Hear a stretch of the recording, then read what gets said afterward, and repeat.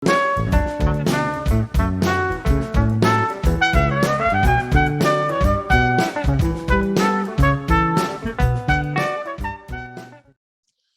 siang, rekan-rekan calon Fulbrighter Indonesia. Selamat datang di acara daring sesi informasi dan juga workshop singkat untuk penulisan esai, study objektif, dan personal statement. Untuk Anda yang saat ini sedang mempersiapkan aplikasi untuk melamar program Fulbright Master's Degree Program yang menerima aplikasi Anda hingga tenggat waktu pendaftaran, yaitu 1 Maret ya, 2022. Nama saya Mita dari tim komunikasi Aminef akan menjadi host dan juga moderator Anda pada siang hari ini.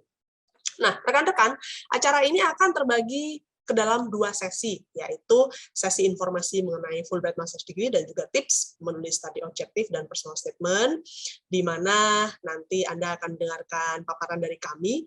Lalu akan ada sesi kedua, yaitu sesi breakout room, di mana sesi tersebut hanya bisa diikuti oleh rekan-rekan yang sudah melaksanakan pendaftaran di Zoom meeting sebelumnya.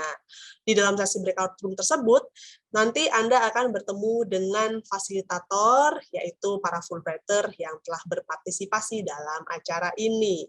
Jadi, untuk siang hari ini, kami menyiarkan ke dalam Facebook page live, sesi pertamanya saja ya, yaitu sesi informasi mengenai Fulbright Master's Degree Program, dan juga sesi menulis esai. Nah, jadi kami mengucapkan selamat datang dan juga selamat menyaksikan, tidak hanya kepada Anda di Zoom, tapi juga kepada Anda yang menyaksikan acara ini, baik di Facebook page Aminef, My America Jakarta, ataupun Facebook page lainnya. Nah, sebelum saya memulai paparan, saya ingin menjelaskan beberapa peraturan acara daring ya. Selama nanti kami membagikan informasi, mohon untuk rekan-rekan yang ada di Zoom untuk mute atau mematikan audio Anda sehingga nanti suara terdengar baik oleh peserta lainnya. Dan untuk sesi tanya jawab, silakan rekan-rekan yang bergabung di Zoom untuk bisa mengirimkan direct message kepada saya, untuk nanti saya akan bacakan. Namun, untuk rekan-rekan yang menyimak acara ini melalui Facebook page live, silakan Anda ketikkan pertanyaan di kolom komentar Facebook page live yang nanti atau saat ini Anda sedang saksikan. Nah, langsung saja ya, kita akan memulai paparan mengenai program Fulbright Master's Degree Program. Nah, berikut ini adalah slide yang kami persiapkan untuk acara ini. Slide ini dibuka dengan sebuah tagline, Andakah Fulbrighter Indonesia selanjutnya? Nah, berikut ini adalah testimoni dari salah satu penerima beasiswa Fulbright kami yang mengatakan bahwa Fulbright memberinya kesempatan untuk menempuh pendidikan tinggi yang membuka pintu peluang luar biasa lainnya. Nah, program Fulbright adalah program pertukaran pendidikan terkemuka dari Amerika Serikat, dan program ini membuka kesempatan bagi Anda yang berasal dari berbagai kalangan dan latar belakang. Di Indonesia, program ini sudah ditawarkan sejak tahun 1952. Jadi, Fulbrighter Indonesia yang pertama termasuk diantaranya adalah Rustandi Kartakusuma, Haji Agus Salim, dan juga Hasan Syadili. Sementara untuk orang Amerika Serikat yang datang ke Indonesia dengan program Fulbright itu pada tahun 1960.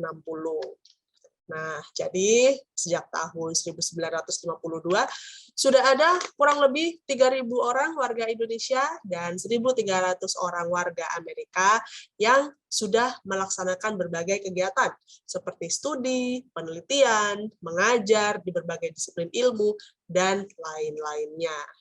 Dan ini merupakan sekaligus untuk mendekatkan hubungan antara Amerika dan Indonesia ya.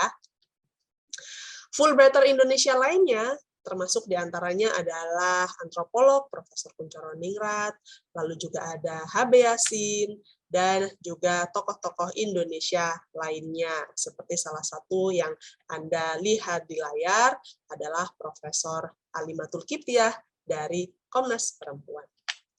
Dan juga termasuk diantaranya novelis, penulis, dan juga Imam Besar Masjid Istiqlal, Profesor Nasaruddin Umar, dan juga Dr. Rizal Muslimin, yang baru-baru ini karyanya, yaitu Masjid Agung Sumatera Barat, mendapatkan penghargaan internasional. Sementara untuk Fulbrighter asal Amerika Serikat yang datang ke Indonesia, mereka itu melaksanakan berbagai kegiatan di sini, dan mereka juga kerap membagikan wawasan dan juga pengetahuannya tentang Indonesia, tidak hanya di Indonesia atau Amerika saja tentunya ya, tapi juga di negara lainnya. Nah, untuk Anda, kenapa sekiranya harus mempertimbangkan untuk melamar program Fulbright? Yang pertama, program Fulbright karena ditawarkan di lebih dari 160 negara, jadi ada global networking di dalamnya. Anda tidak akan ketemu dengan sesama Fulbrighter dari Indonesia saja atau dengan Fulbrighter Amerika, tapi juga Fulbrighter dari negara lainnya. Harapannya Anda bisa berjejaring, menjalin persahabatan, lalu ke depannya setelah selesai program, nanti jaring tersebut bisa ditingkatkan secara lebih profesional dan juga bisa menciptakan hubungan yang baik antara kedua negara atau institusi ya. Nah, yang berikutnya untuk Anda yang ingin melaksanakan kuliah di Amerika Serikat untuk studi S2, beasiswa Fulbright itu memberikan bantuan untuk proses pendaftaran ke universitas di Amerika Serikat. Jadi nanti Anda akan didaftarkan di kurang lebih 4 kampus di Amerika yang sesuai dengan jurusan Anda. Nah, ketika di Amerika Serikat pun Anda tidak hanya sendirian saja ya, karena Aminef nanti bekerja sama dengan partner kami di Amerika Serikat, yaitu Institute of International Education. Kami akan memberikan bantuan akademis dan juga non-akademis selama studi di sana. Dan ada juga kesempatan untuk mengikuti pre-academic training untuk pengayaan bahasa Inggris sebelum Anda memulai studi S2 Anda. Yang berikutnya, apabila setelah selesai studi S2, Anda mendapatkan kesempatan untuk pre-academic training atau internship, Anda boleh melaksanakannya di Amerika Serikat selama maksimal 1 tahun, dan kami akan mendukung Anda dalam hal izin tinggal. Lalu, bantuan visa J untuk Anda sebagai penerima beasiswa juga akan kami berikan. Dan tidak ada batasan usia ya untuk melamar beasiswa Fulbright. Nah, fasilitas apa sajakah yang ditawarkan selama mengikuti proses di Indonesia? Anda akan diberikan tiket pesawat pulang pergi, akomodasi, serta uang saku. Dan ketika Anda berada di Amerika Serikat, kami akan memberikan dukungan berupa biaya program, uang saku bulanan, uang buku dan tunjangan lainnya, asuransi kesehatan, karena itu sangat penting sekali ya di Amerika Serikat, dan juga tiket pesawat pulang pergi dari Indonesia ke Amerika, dan juga nanti kembali ke Indonesia sebanyak 1 kali pulang pergi. Siapakah yang bisa melamar beasiswa Fulbright? Berikut ini persyaratan umumnya.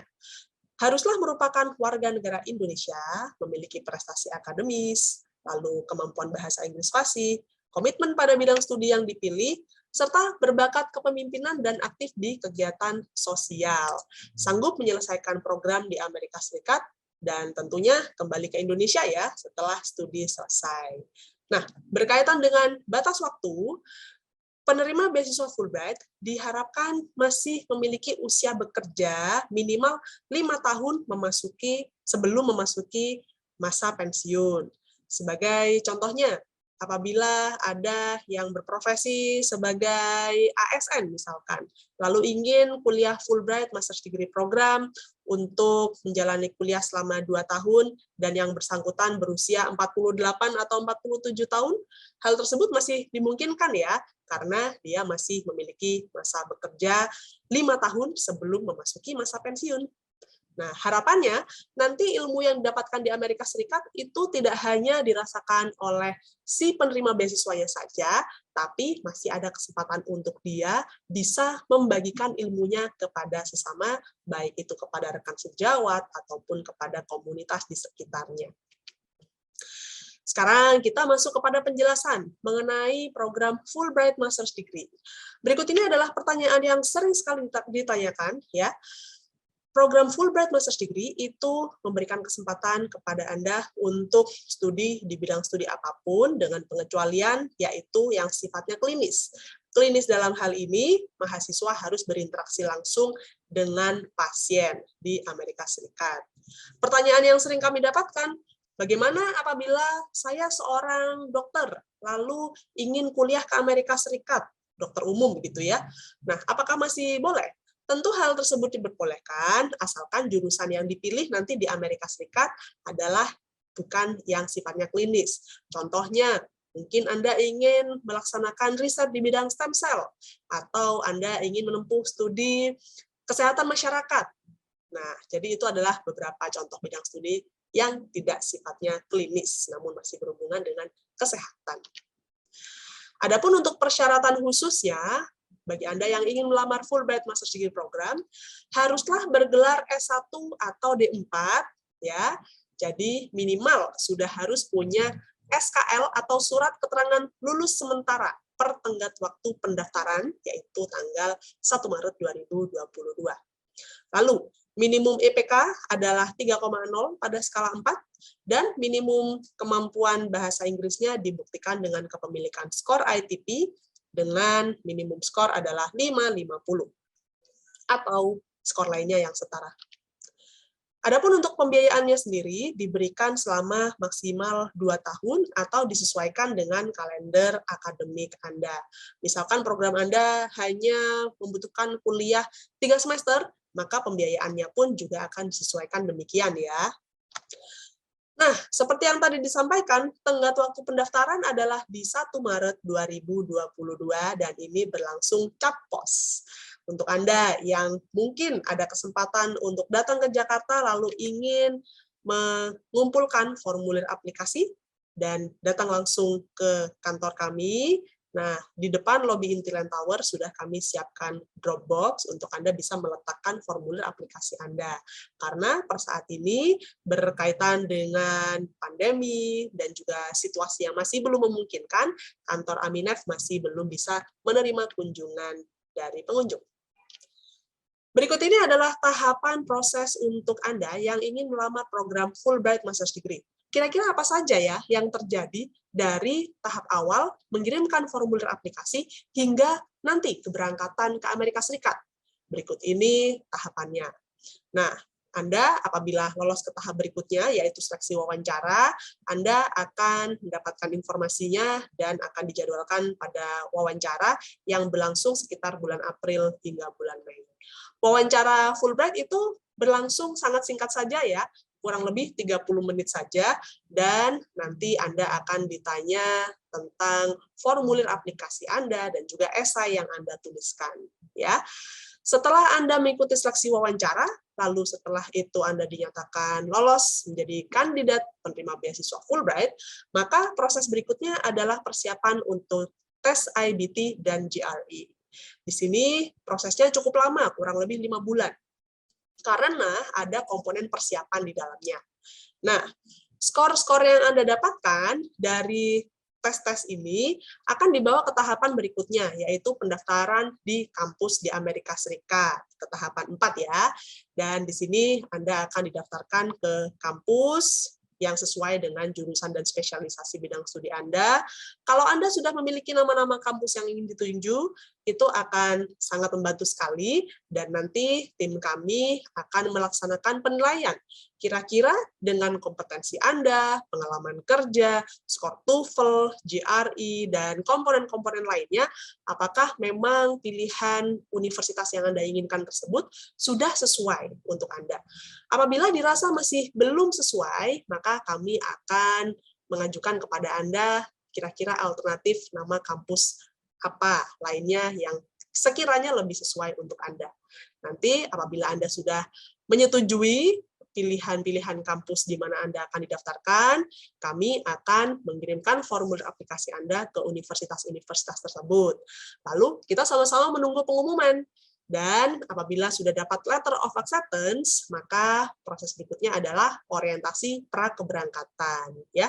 Di orientasi ini Anda akan ketemu dengan sesama Fulbrighter dari Indonesia untuk bisa berjejaring dan juga menyimak informasi tentang bagaimana supaya bisa sukses studi dan juga hidup di Amerika Serikat. Nah, barulah setelah itu Anda akan melaksanakan wawancara visa dan akhirnya berangkat ke Amerika Serikat. Jadi, tahapan prosesnya sangatlah menyeluruh ya. Bisa dikatakan cukup lama, yaitu sekitar 1,5 tahun. Ini karena ada komponen pendaftaran ke kampus di Amerika Serikat. Dikarenakan untuk melamar Fulbright, itu tahap yang pertama adalah cukup melamar beasiswanya terlebih dahulu. Proses untuk mendapatkan LOA dibantu kemudian. Untuk informasi selengkapnya, bisa nanti masuk ke laman Aminef, www.aminef.or.id, dan juga silakan Anda eksplorasi lagi halaman yaitu Frequently Asked Question, karena halaman ini berisi informasi-informasi tentang pertanyaan-pertanyaan yang sering kami dapatkan seputar program. Nah, Anda juga bisa mengikuti kami di media sosial, ada Facebook, ada Twitter, dan juga ada Instagram. Dan kalau semuanya ada pertanyaan saat ini, boleh ya dikirimkan via chat di Zoom. Saya lihat sudah cukup banyak pertanyaan yang masuk. Nanti kita akan coba untuk jawab satu persatu, kalau waktunya memungkinkan dan cukup. Kalau misalkan ada pertanyaan setelah acara, tentunya Anda boleh sekali telepon kantor Aminef atau nanti kirim email kepada kami ya. Aminef adalah pengelola beasiswa Fulbright dan program fellowship lainnya di Indonesia. Kami adalah Yayasan Nilaba Dwi Bangsa yang berdiri sejak tahun 92 dan mengelola program Fulbright terbesar di Asia Pasifik.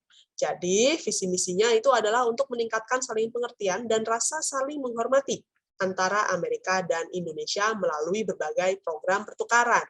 Jadi, orang Indonesia kalau dapat beasiswa Fulbright, itu sudah pasti akan berangkat ke Amerika ya, untuk studi, S2, S3, atau riset, atau kegiatan lainnya. Sementara orang Amerika yang mendapatkan beasiswa Fulbright, dia bisa memilih Indonesia sebagai salah satu negara di mana dia ingin melaksanakan riset, atau mengajar, atau proyek lainnya sesuai dengan kebutuhan profesionalnya. Total ada 7 program beasiswa Fulbright untuk warga negara Indonesia. Anda barusan mendengarkan satu di antaranya ya, yang Fulbright Master's Degree saja. Kalau untuk informasi lainnya, silakan nanti masuk ke laman Aminef untuk informasi selengkapnya. Nah, untuk beasiswa yang merupakan kategori fellowship selain program Fulbright, ada CCI dan Global Undergraduate Exchange. Itu saja dari kami. Terima kasih banyak rekan-rekan sekalian. Sekarang waktunya Anda untuk bisa meraih kesempatan studi S2 di Amerika Serikat dengan beasiswa Fulbright. Nah, rekan-rekan sekalian, itu tadi penjelasan mengenai program Fulbright Master's Degree Program. Nah, sekarang kira-kira apa nih yang memisahkan Anda dengan Amerika Serikat saat ini? Hanya satu sebetulnya, yaitu formulir aplikasi ya. Oleh karena itu, dalam rangka mempersiapkan formulir aplikasi supaya bisa menarik perhatian panitia seleksi, ada 2 komponen yang perlu dilaksanakan atau perlu ditulis, yaitu study objective dan juga personal statement. Dan kali ini kita akan sama-sama mendengarkan tips singkat tentang menulis study objective dan personal statement tersebut. Jadi, oleh karena itu, langsung saja saya ingin mengundang pembicara kita, yaitu Fulbrighter Haris Aprianto, untuk bisa mulai menyampaikan tipsnya menuliskan study objektif dan juga personal statement. Oke, ya, saya akan membacakan secara singkat untuk perkenalannya ya. Haris adalah penerima beasiswa Fulbright Master's Degree pada tahun 2018. Dia belajar bidang studi Global Health di University of Washington, Seattle. Dan saat ini Haris berafiliasi dengan salah satu kementerian di Indonesia. Silakan Haris, langsung saja untuk bisa menyampaikan tipsnya menulis study objektif dan personal statement ini. Oke, thank you Mbak Mita.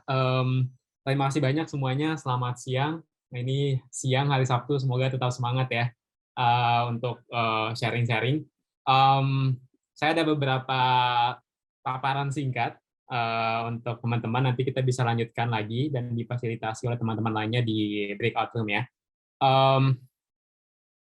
Sekiranya ada 10-15 menit ke depan ya, Mbak Mita. Jadi tips menulis studi objektif dan juga personal statement gitu. Jadi mungkin teman-teman supaya kita tahu gambarannya yang udah punya studi objektif bisa aja raise hand ya di stiker di Zoom-nya.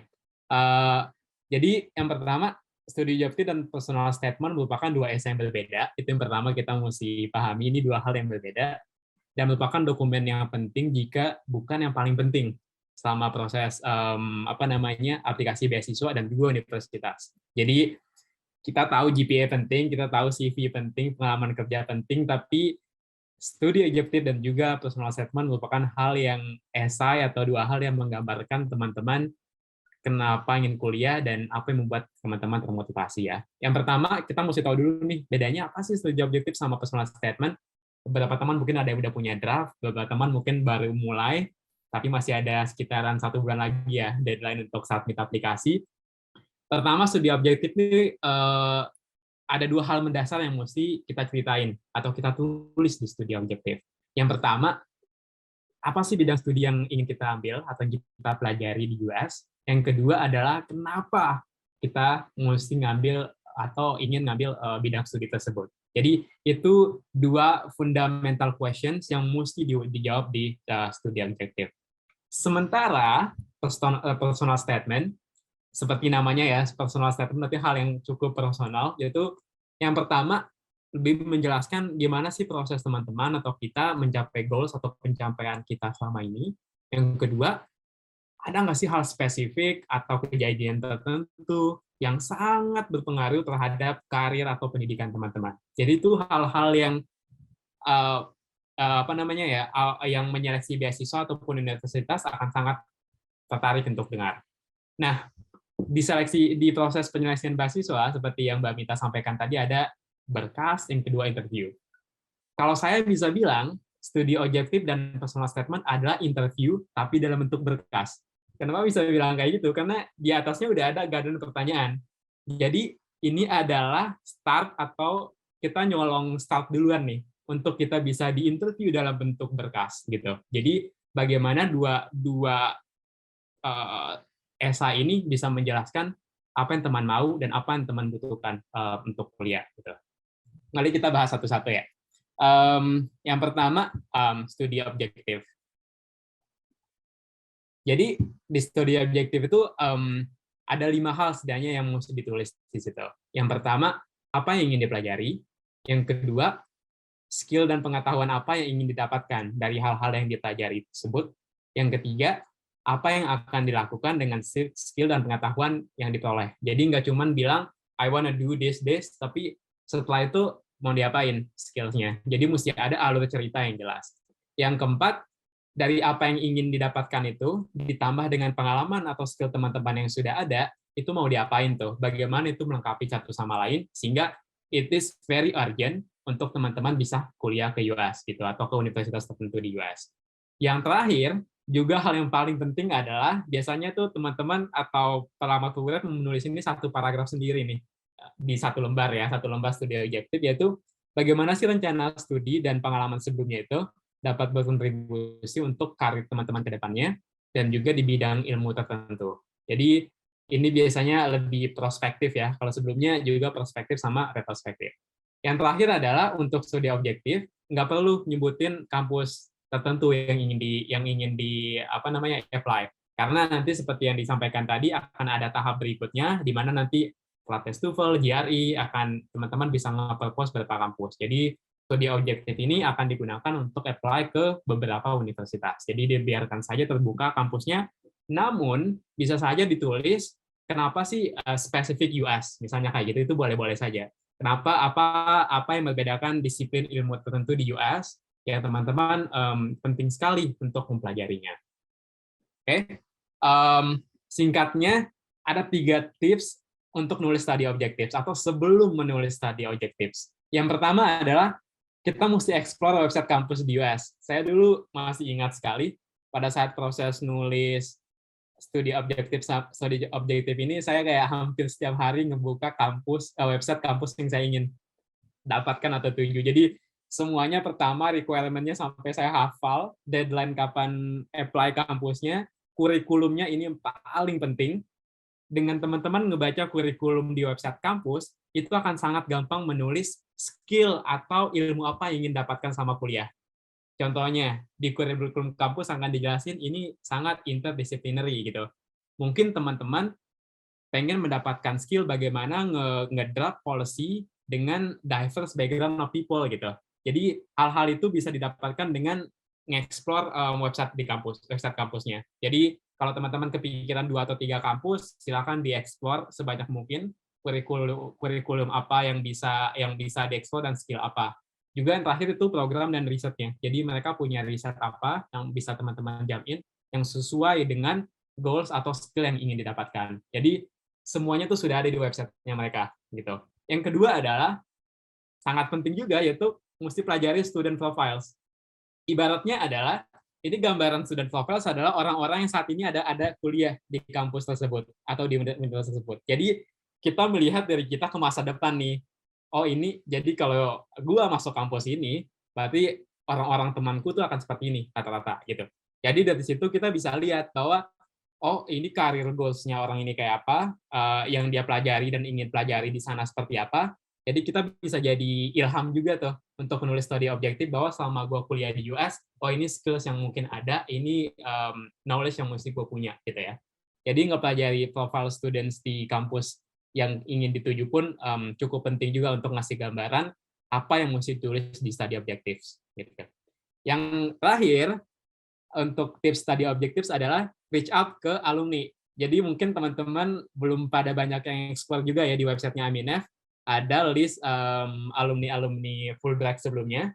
Jadi di situ ada field of study-nya juga, sama mungkin kampusnya juga ada ya. Ini bisa jadi referensi buat teman-teman untuk field, contohnya kalau pengen masuk ke University of Michigan misalnya, mungkin ada beberapa teman yang bisa nanya itu study objektifnya gimana buatnya, atau structure-nya gimana buatnya gitu ya. Jadi ini juga cukup penting untuk nyari referensi untuk nulis study objektif. Oke, kemudian mungkin yang berikutnya kita bisa move ke personal statement. Study objektif menurut saya hal yang cukup straightforward. Pengen kuliah apa, skill yang pengen didapatin apa, skill kita yang kita udah punya sekarang apa, dan apa kontribusi ke depannya. Personal statement sangat tricky. Kebanyakan kesalahan saya dulu juga adalah sering sekali mengulang apa yang ada di study objektif, saya ulang lagi di personal statement. Kayak 50% isi personal statement ada menjabarkan studi objektif. Itu by time saya diajari juga teman-teman selama kuliah bahwa itu enggak. Personal statement itu hal yang lebih personal. Inilah kesempatan kita berkenalan lebih lanjut melalui esai kepada beasiswa kita dan kepada kampus kita. Jadi mesti ngejelasin kita sebagai individu. Baik itu dari perspektif kita sebagai individu, ngejelasin keluarga kita, di mana kita grow up misalnya, culture, sama lingkungan. Ini ada hal-hal yang di personal statement itu pemberi beasiswa atau enggak kampus sangat tertarik untuk dengerin. Gitu ya. Jadi di sisi hal yang cukup teknis, di CV sama studi objektif, hal-hal personal kayak gini juga penting sekali diceritain. Namun, linknya adalah ini mesti relevan sama studi atau enggak rencana studi kita. Jadi bisa dijelasin juga motivasi pribadi, tujuan, pengalaman, kemudian apa yang ingin dituju ke depannya gitu. Kemudian yang terakhir adalah apa yang diharapkan dari pengalaman kita sebagai Fulbrighter dan juga studi di US. Jadi ini jangan sampai ini mengulang CV. Gimana caranya kita nulis personal statement atau mendapat ide personal statement? Yang pertama adalah kita mesti nulis dulu semua pengalaman. Jadi jangan terburu-buru, mungkin tipsnya jangan sampai terburu-buru kita langsung nulis personal statement. Kita list dulu hal-hal yang menarik dalam perjalanan hidup misalnya ya, berhubungan dengan pendidikan, karir, kemudian hal-hal yang menantang terlewati, kemudian motivasi untuk terus belajar dan berkontribusi dan capaian selama ini. Jadi pemberi beasiswa ataupun Fulbright ataupun kampus itu mencari orang yang sangat committed dan mau belajar. That's the most important thing. Jadi dengan menceritakan personal statement bahwa there is things yang teman-teman fight for misalnya ya, kemudian teman-teman sangat serius dalam mencapai karir sama pendidikan, itu hal-hal yang boleh diceritakan. Yang kedua adalah baca sebanyak mungkin personal statement sih. Jadi dulu saya juga hampir setiap hari juga kayak nge-scroll blog-blognya orang, kemudian baik dalam dan luar negeri ya, di Indonesia maupun di negara lain, baca sebanyak mungkin referensi tentang personal statement. Karena ada banyak banget cara orang nulis personal statement, ada banyak angle mereka bisa menulis personal statement. Ada yang nulis background akademisnya, ada yang menulis profesionalnya atau enggak personal story-nya. Jadi mana yang menurut teman-teman bagus. Yang terakhir adalah ini paling penting juga, diskusi dengan teman. Jadi biasanya orang yang bisa menilai which ideas is good adalah teman dekat kita. Jadi bisa aja ditanya, menurutmu dari list of stories ini mana yang bagus untuk dijadikan personal statement gitu ya. Jadi di sini mungkin cukup jelas ya, jadi studi objektif dan juga personal statement, dua hal yang berbeda. Studi objektif lebih ke apa yang diinginkan kuliah dan skill set apa dan apa yang ingin dicapai setelahnya. Personal statement lebih ke growth dan development kita sebagai individual, apa hal-hal yang ingin dicapai dan sudah tercapai, bagaimana proses itu dicapai gitu. Jadi pemberi beasiswa Fulbright juga universitas sangat ingin mendengarkan cerita-cerita itu. Next, apa sih yang nggak boleh dilakuin dan boleh dilakuin selama menulis personal statement sama studi objektif? Yang pertama adalah personal statement dan studi objektif akan sangat bagus jika kita memiliki tujuan yang jelas dan juga kita memiliki kontribusi kepada masyarakat atau bidang ilmu atau rumput ilmu kita. Jadi nggak cuma tulis esai and there is no point at the end of the essay gitu. Yang kedua adalah ini paling penting juga, perhatikan batasan jumlah kata, halaman, dan format yang ditentukan. Saya sangat yakin teman-teman di sini semua tuh punya ide, bahkan kalau ditulis idenya udah sampai 5 lembar. Namun sayangnya kalau nggak salah, sekarang kan 1 lembar untuk personal statement, 1 lembar juga untuk studi objektif. Apalagi personal statement, yang kita punya perjalanan hidup dan personal history yang panjang banget, susah banget nih dijadiin 1 halaman gitu ya. Jadi mesti buat itu jadi concise. Apalagi studi objektif juga banyak banget skill-skill atau hal yang ingin kita lakuin selama kuliah di US. Itu hal basics yang mesti diperhatiin. Kemudian yang kedua adalah cek berkali-kali alur cerita, tata bahasa, ejaan, dan tanda baca. Yang paling penting sih alur cerita. Jadi kita di studi objektif sama personal statement bukan hanya menulis bullet point, cerita paragraf 1, cerita paragraf 2, cerita paragraf 3, dan cerita paragraf 4. Bukan kayak gitu. Tapi bagaimana paragraf 1, 2, 3, 4 itu menjadi alur cerita yang jelas dan bisa di-wrap up di kalimat terakhir. Jadi ibaratnya pembacanya tuh pas baca kalimat pertama tuh penasaran banget, baca semua 1 lembar, tapi pas baca kalimat terakhir, dia meninggalkan bacaan Anda dengan kesan yang sangat bagus. Makanya mesti ada alur cerita yang jelas dan semuanya mesti nge-link. Terutama personal story ya. Saya yakin teman-teman, personal statement ya, teman-teman banyak pengalaman sana-sini, sana-situ, tapi all the things yang ditulis di 1 lembar itu mesti link satu sama lain. Itu sangat penting. Jadi mesti dibaca lagi. Yang terakhir, jelas dan lugas. Itu clear. Yang don'ts-nya ada 5 juga. Yang pertama, jangan sampai nggak jujur dan berbelit-belit nih. Karena sangat yakin kita semua pengen mengimpress yang penyeleksi beasiswa, tapi don't do too much dan jangan kepanjangan gitu ya. Jadi sesuai aja dengan pengalaman masing-masing. Yang kedua, jangan arogan dan jangan rendah diri juga. Jadi normal aja. Yang ketiga, ini yang sering terjadi juga, menggunakan kutipan dan juga ngasih data yang sangat teknikal. Jadi apalagi yang science ya. Jadi banyak banget ngaruh persentase, data capaian, data mapping. Itu penting, I'm sure itu penting, tapi jangan sia-siakan 1 lembar itu hanya dengan angka yang bisa di-Google oleh orang.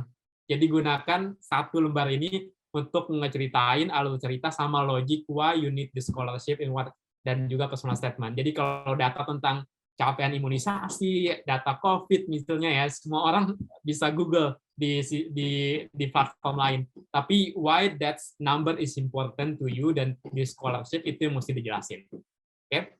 Yang keempat, mengulang info yang sudah ada di CV.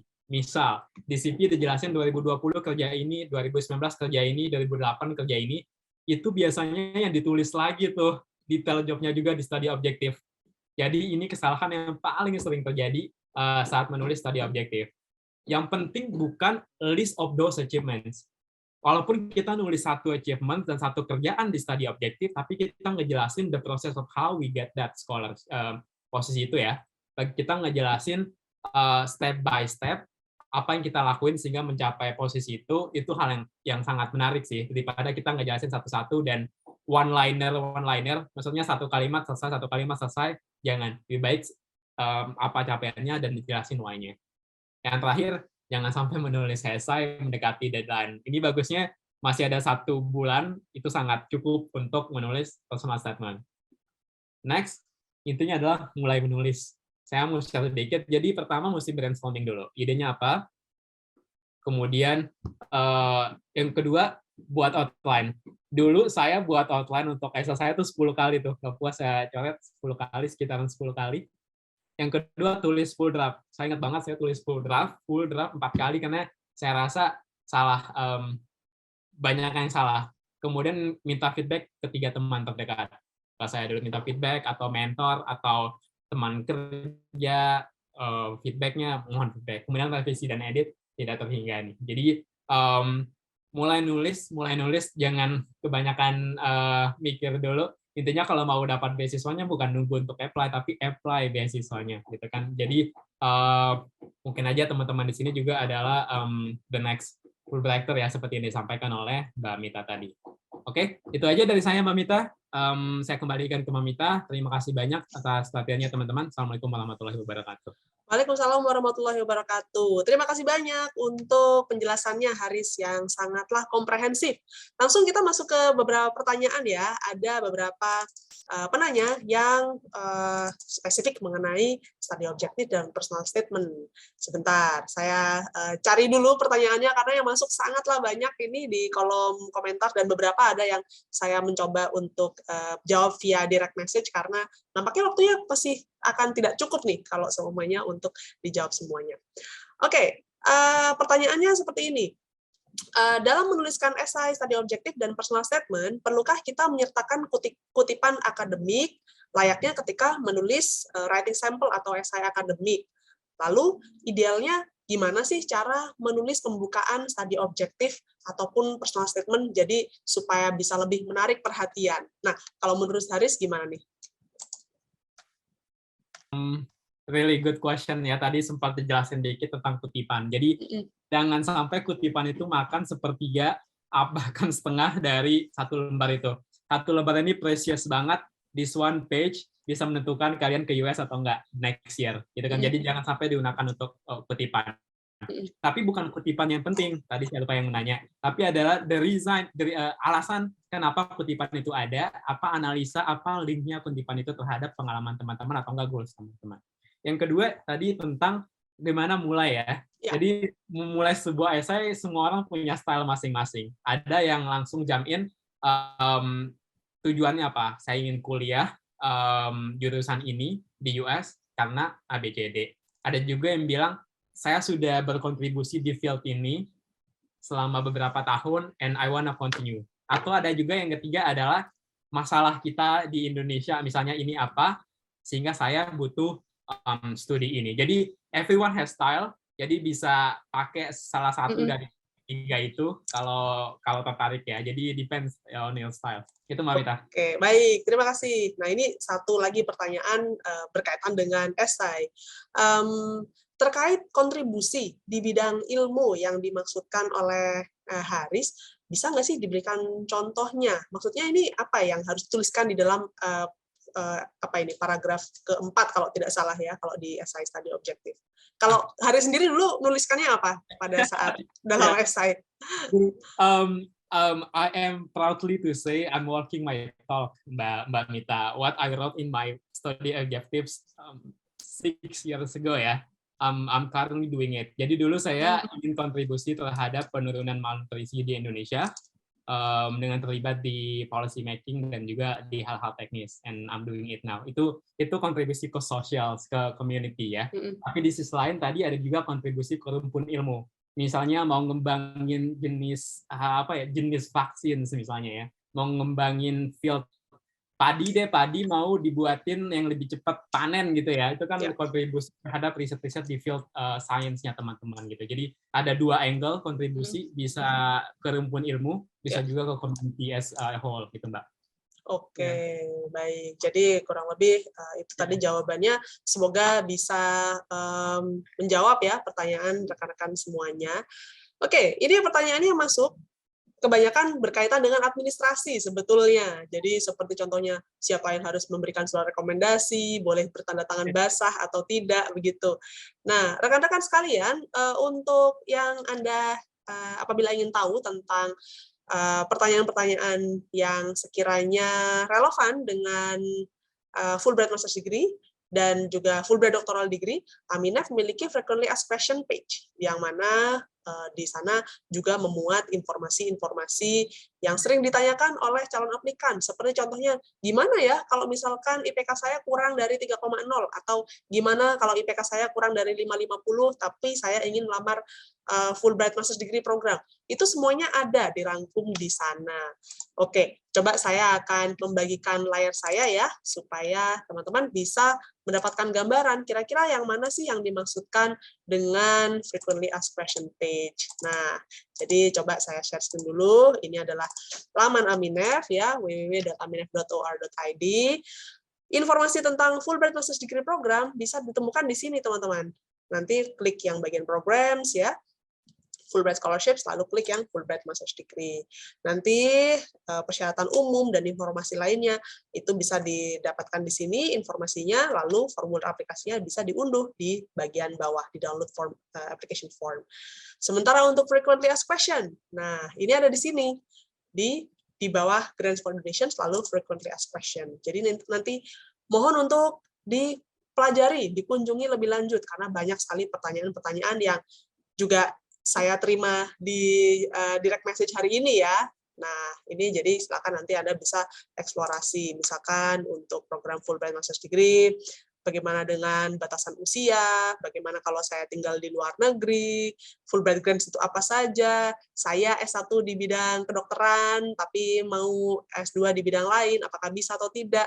Nah, informasinya semuanya ada di sini ya, jadi semoga saja ini bisa menjadi sumber referensi yang lengkap untuk Anda.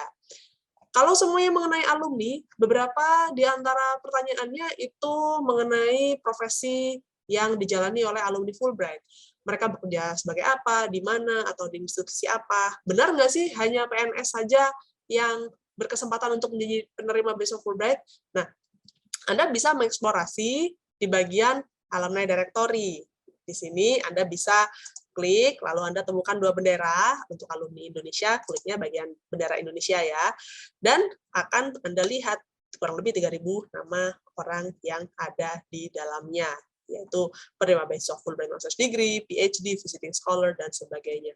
Nanti silakan Anda klik keyword apapun. Misalkan Anda ingin tahu siapa ya yang bidang studinya di bagian public health. Nah, ini nanti kalau di search, Anda akan mendapati nama-nama mereka, siapa saja yang sedang studi atau pernah studi di bidang public health, dan terdapat ada 42 nama. Seumpamanya Anda mau mengeksplorasi menggunakan keyword lain, dipersilakan ya. Jadi ini adalah gambaran untuk Anda apabila Anda ingin melamar Fulbright. Semoga ini bisa juga menjadi sebuah inspirasi. Oh ya, kalau seumpamanya untuk current grantees, informasinya ada di sini. Diklik current grantees, lalu klik yang bagian Indonesian ya. Nah, misalkan Anda ingin tahu Fulbright Master's Degree tahun 2019 itu siapa sajakah, mereka akan berangkat kemana, atau pernah berangkat studi di mana, Anda bisa klik salah satu profilnya. Misalkan di sini kita akan klik profil Jafarus Sodik yang merupakan salah satu fasilitator hari ini ya. Nah, kalau diklik nanti akan Anda mendapatkan informasi bahwa Jafarus itu studi data science di Michigan Technological University, dia S1-nya dari mana. Informasi ini ada di website Aminef semuanya ya, untuk referensi Anda. Oke, semoga membantu untuk informasi tersebut. Saya akan melihat untuk pertanyaan yang lainnya yang berkaitan dengan study objektif dan personal statement. Nah, ada yang menanyakan bagaimanakah untuk study objektif dan personal statement itu kira-kira struktur umumnya seperti apa? Nah, di dalam formulir aplikasi Fulbright itu ada satu paragraf yang kalau semuanya di breakdown lagi itu bisa menjadi satu halaman study objektif ya dan atau personal statement. Jadi silakan Anda referensinya dari situ. Oke, saya akan menanyakan lagi kepada Haris. Nah, ini ada satu pertanyaan yang menarik. Kalau tadi ada yang menanyakan mengenai opening untuk study objektif dan personal statement, sekarang ada yang menanyakan closing-nya. Bagaimana menutup study objektif dan personal statement agar impactful dan powerful. Wah, ada nggak ya kira-kira tips yang bisa dibagikan, Haris? Oke. Yang ada di pikiran saya dua, the way to close a good essay. Yang pertama pasti either mau kesimpulannya ke community based atau ke individuals. Maksudnya saya bilang ada yang pertama adalah community adalah what's big things yang bisa kita lakuin ke community setelah teman-teman balik. Yeah. Whatever it is ya, di sesuatu masing-masing. Yang kedua itu mesti dibuat dengan kalimat yang bagus tuh. Yang kedua adalah ke personal. Jadi kadang-kadang ya terlalu idealis mungkin teman-teman, tapi at least ke personal teman-teman, apa teman-teman yang ingin dapat in one sentence setelah teman-teman balik dari US. Either itu professionally, personally, apa yang akan teman-teman dapatkan atau saat di sana teman-teman akan lakuin. Gitu. Jadi dua itu sih Mbak. Jadi one sentence, either one atau mau dua-duanya nggak apa-apa, either community oriented atau enggak ke individual, oke. Okay. Gitu. Ya. Oke, baik. Terima kasih banyak untuk tipsnya. Nah, rekan-rekan sekalian, untuk pertanyaan lainnya, sebetulnya ini akan lebih enak kalau nanti Anda juga bisa bagikan kepada rekan-rekan fasilitator di sesi 2 ya, dalam ruangan workshop. Karena di sini ada yang menanyakan, contohnya, saya ingin bidang studi TESOL, tapi saya boleh nggak ya kalau misalkan ingin fokusnya di bidang studi tertentu saja? Nah, itu adalah pertanyaan-pertanyaan yang banyak sekali yang masuk untuk hari ini. Terus setelah itu, untuk pertanyaan lainnya, coba saya lihat dulu. Nah, untuk Haris lagi ini ya, dalam studi objektif, itu apakah bisa kalau kita menyantumkan beberapa jurusan yang aplikan tertarik, atau cukup fokus pada satu jurusan saja? Apa yang bisa kita bagikan, Haris? Oke, saya rasa satu, jangan menghabiskan jatah kata itu dengan hal yang ada, misalnya kalau pengen public health itu ada banyak banget, ada epidemiologi, bioteknologi, biostatistik, health services, ada banyak banget. Ambil aja umbrella-nya, ntar jelasin spesifiknya di paragraf berikutnya, what specific about public health yang mau dipelajari. Jadi jangan sebutin jargon-jargon itu di atas, itu akan menghabisin dan akan ngepecah konsentrasi yang ngebaca juga atau yang tim penyeleksi. Jadi fokus aja satu, ambil umbrella-nya aja. Dan itu mengakibatkan juga nanti esainya tidak fokus ya, karena tidak terlihat bahwa si aplikan ini mau mengambil jurusan dan spesialisasi mana, begitu ya. Jadi memang sebaiknya lebih spesifik. Oke, baik. Terima kasih banyak untuk pertanyaannya, rekan-rekan sekalian. Mohon maaf sekali untuk pertanyaan lainnya belum bisa kami balas secara langsung ya. Namun nanti kami akan upayakan untuk membalas secara direct message kepada Anda. Dan untuk saat ini kita sudah berada di akhir dari sesi 1 sebetulnya ya, yaitu sesi yang berkaitan dengan informasi Fulbright Master's Degree dan juga tips singkat untuk menulis formulir aplikasi, yaitu secara spesifiknya esai, study objektif, dan personal statement.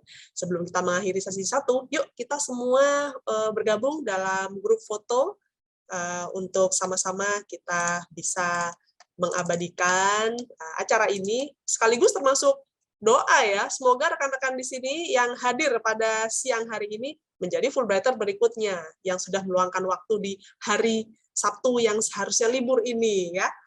Oke, langsung saja saya akan mulai untuk hitungan mundurnya. Kita akan mengambil layar yang sekiranya nanti kameranya menyala ya. Jadi mungkin hanya ada 3 atau 4 layar saja dari 10 layar yang ada di sini karena partisipan acara di Zoom meeting ada sekitar 250 orang. Baik, langsung saja kami mulai untuk hitungan mundurnya. Siap-siap semuanya. 1, 2, 3. Baik, terima kasih. Untuk kita ambil foto yang kedua. Tahan pose ya, tidak tahu nih nanti akan tertangkap di layar yang keberapa. Kita mulai hitungan kedua. 1, 2, 3. Oke, terima kasih. Yang berikutnya, layar ketiga. 1, 2, 3. Baiklah, layar terakhir, layar keempat, karena hanya 4 layar saja yang terbuka kameranya ya. 1, 2, 3. Baik, terima kasih banyak rekan-rekan untuk partisipasinya dalam virtual group foto ini yang sekaligus juga menutup untuk sesi pertama ya dari acara siang hari ini. Jadi untuk rekan-rekan yang tergabung dengan Aminef melalui siaran langsung di Facebook page, maka ini adalah akhir dari perjumpaan kita ya. Namun sesi dalam Zoom meeting akan berlanjut nanti, karena dalam Zoom meeting nanti akan ada breakout session bersama para Fulbrighter yang menjadi fasilitator di masing-masing breakout room. Kepada rekan-rekan yang bergabung di Facebook page, terima kasih banyak sudah menyaksikan acara ini. Semoga informasinya bermanfaat dan mohon bantuannya untuk bisa mengisi ada survei singkat pasca acara yang akan kami bagikan di kolom komentar. Kami ingin mengetahui pendapat Anda mengenai acara ini. Semoga kita bisa ketemu lagi ya di acara daring berikutnya. Sementara untuk rekan-rekan yang saat ini berada di dalam Zoom meeting, mohon untuk tunggu sebentar, kita akan break terlebih dahulu, kurang lebih 10 menit hingga pukul 3.02 waktu Indonesia Barat. Nanti kita akan kembali untuk sesi 2 di dalam breakout room ya. Terima kasih banyak rekan-rekan semuanya. Sampai ketemu 10 menit lagi.